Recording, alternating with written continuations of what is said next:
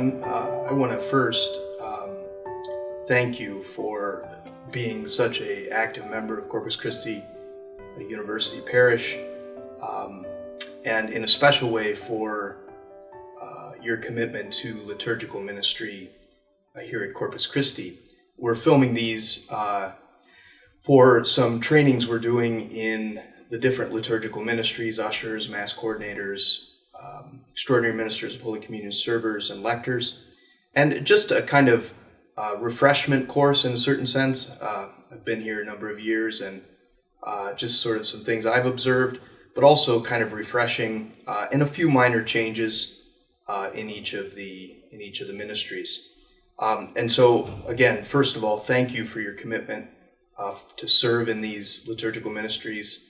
They assist us in the worship of God, and that's, of course, the point of joining the liturgical ministries. So before we get to any of the sort of things I want to emphasize in liturgical ministry or any proposed kind of minor changes, I want to stress sort of three foundational principles of liturgy and how I kind of approach our worship here at Corpus Christi.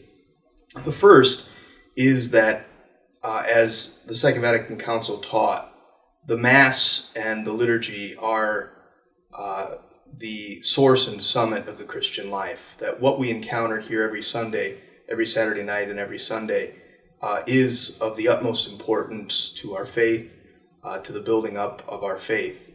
It's the central mystery of the Christian life that we enter into Jesus' death and resurrection. And so all of the care that we take to making sure that the liturgy is done well, that ministers know what they're doing, that is all built around the idea that we are protecting and upholding the dignity of something that is so central to us as Christians, that we enter in to the sacrifice of Jesus and rise with him so that we can go out into the world and to be his missionaries of grace and love. And so sometimes it can seem like maybe we surround the liturgy with too many regulations and prescriptions and so on.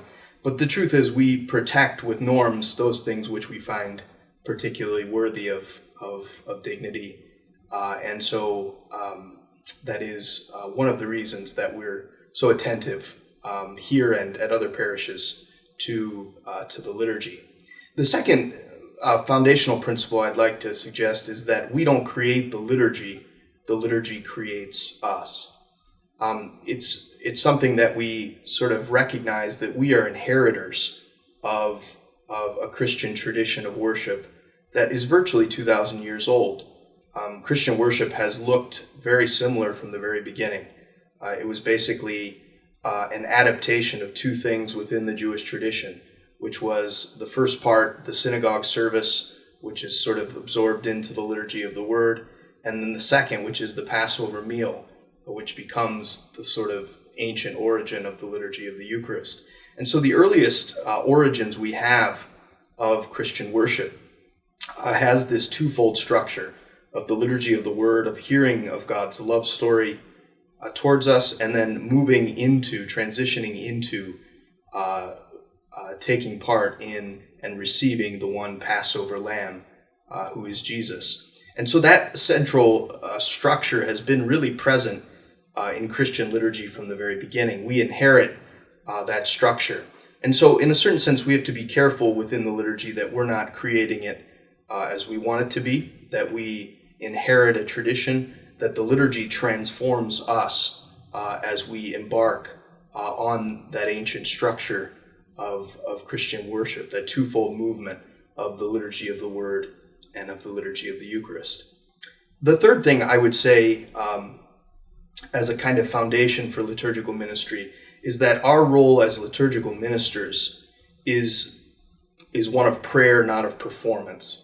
So one of the things, even as a priest, I have to be mindful of is that Christ has to be at the center stage of liturgy, not me as the priest, right? And sometimes that can be sort of easy to conflate because of the priest's central role in the liturgy. But it's true of all liturgical ministers that we are there to assist in the worship.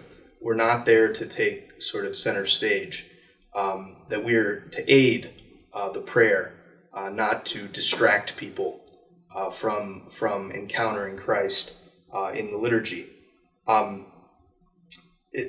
One thing that sort of follows from this, which is that if we ever find ourselves, due to health or other factors, incapable of performing the ministry that we have sort of signed up for and done for many years, if we find that we're in some ways being distracting, or we can't perform that ministry to the level that it demands, it's an incredible act of humility to be able to step down, to realize that we aren't at the center of liturgy, but Christ is meant to be at the center of liturgy. And so, friends, those are just a couple things on my mind as we do some liturgical training here, which is that this is so important. The reason we put so much energy here at Corpus Christi and other parish into this is because it is the central mystery of the Christian faith, that we don't create it, it creates us, it transforms us as we enter into it, and that we're meant to be participants in the drama of liturgy, not the main actor, right? That's Christ, but to be participants of this incredible drama. So again, I want to thank you all for your commitment to this parish, and in a special way for your commitment to liturgical ministry. It makes the liturgy here, as I've said to a million people and as people brag about all over the city, I think arguably the best liturgy in town. It's an incredible experience here, and we want to continue to build on that legacy and continue that tradition. Thank you.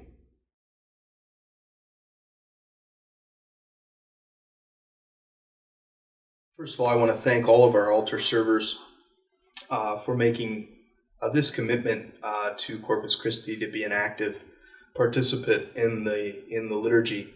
As you know, the server's role is really to assist in kind of making the liturgy go smoothly, to assist the celebrant in anything he might need, and just to be overall a helper to a good and smooth liturgical experience.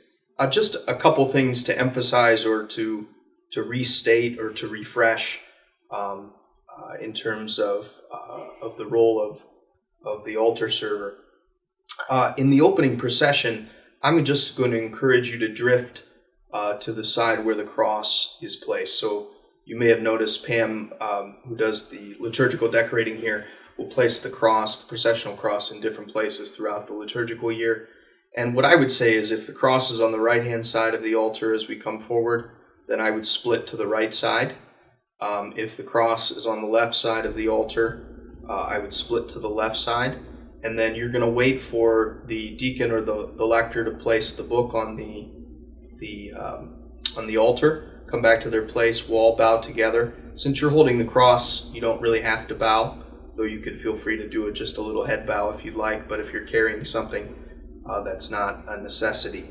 One thing that's happened since Deacon Justin got ordained is that he started sort of carrying the binder and things when I'd rather have the server do it. And so we're going to just sort of straighten that out a little bit, that the server will always be the one who brings the binder over to me, as well as the big red book, the missal. So I'll give you a little nod as the opening hymn is sort of closing, and the little nod is to just bring the binder over. I'd prefer if you kind of hold the binder out to the left, on the left side of me, so that I can still see the people over you.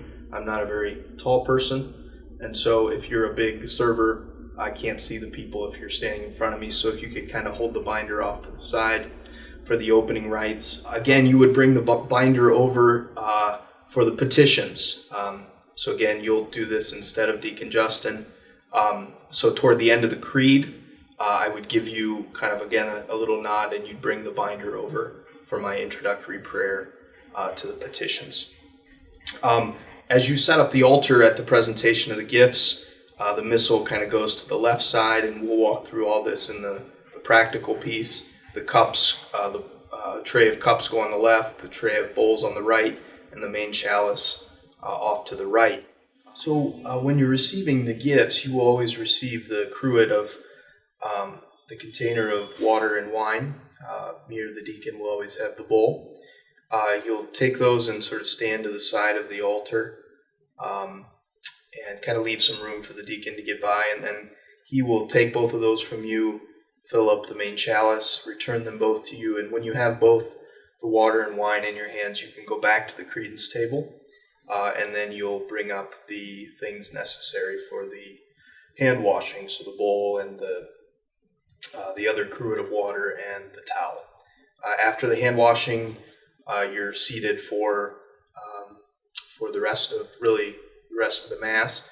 One thing that I want to have some continuity on, because we are making some changes with the Eucharistic ministers in terms of purifying the vessels at the credence table. So an important piece of that is that after you receive Holy Communion, kind of first in line there on that side of the church, it's going to be really important that you go right to the altar and bring the trays over to the credence table during communion.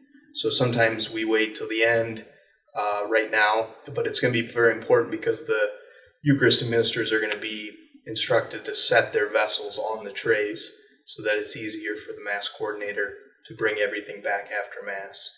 So we're going to have to get sort of in a habit of, as soon as you receive communion, you'll go get both of those trays, take them to the credence table, set them up for the distributors, and then you'll take the missal back to your seat, and then you can remain at your seat for the rest of the communion time. Then there is bringing me the book for the Let Us Pray, and then for the closing procession, it's similar to the opening. When you see me leave my chair or when you see me kiss the altar, either way, you would leave your place, get the processional cross, and then I would just recommend going to the same spot that you used when you came in the opening procession, and when we all bow, you'll lead us out in the closing recessional.